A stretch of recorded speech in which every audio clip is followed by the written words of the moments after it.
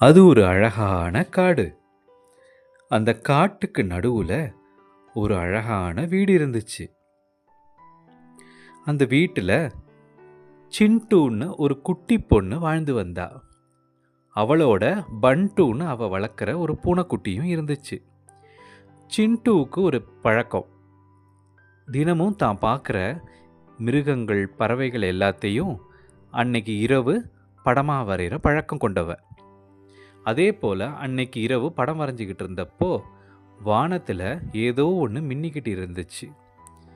அது என்னன்னு பார்த்துக்கிட்டு இருந்தப்போ ஒரு நட்சத்திரத்தை சுத்தி ஒரு ஒளிவட்டம் தெரிஞ்சிச்சு. அந்த ஒளிவட்டம் கொஞ்சம் கொஞ்சமா அதிகமாகி அதிலிருந்து ஒளியா வர ஆரம்பிச்சிச்சு. வானவில் நிறம் போல வண்ண வண்ணமா நிறைய ஒளிகள் வந்துச்சு. அந்த ஒளிகள் எல்லாம் அவ வரைஞ்ச அந்த புத்தகத்திற்குள்ளார போய் புகுந்தது. அவ எங்கிருந்து இந்த ஒளி வருதுன்னு பார்த்துக்கிட்டு இருந்தப்போ அந்த நட்சத்திரத்தில இருந்து தான் அந்த ஒளி வந்தது. இப்ப என்ன செய்யறதுன்னு பார்த்துக்கிட்டு இருந்தப்போ ஒரு மாயாஜாலம் நடந்தது. அது என்னன்னா, அவ வரைஞ்ச எல்லா படங்களுமே உயிர் பெற்று காத்துல பறக்க ஆரம்பிச்சிச்சு.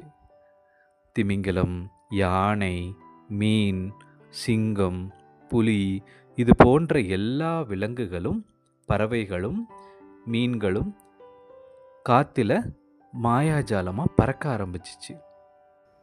இப்ப அவ வளர்க்குற சின்ன பூனைக்குட்டியையும் படமா வரைஞ்சிருந்தா. அந்த பூனைக்குட்டியும் பறக்க ஆரம்பிச்சிச்சு. இப்ப இதெல்லாம் எங்க போகுதுன்னு பார்த்தா நேரா அந்த நட்சத்திரத்துக்கிட்ட போகுது.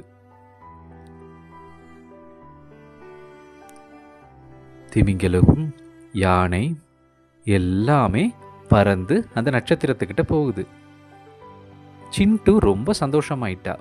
இதை பார்க்கும்போது தான் வரைஞ்ச ஓவியங்கள் எல்லாம் உயிர் பெற்று பறக்கிறத பார்த்தப்போ ரொம்ப சந்தோஷப்பட்டா. அந்த சந்தோஷத்தோடையே அவளும் அவளோட செல்ல பூனைக்குட்டியும் நிம்மதியா படுத்து தூங்கினாங்க. நன்றி.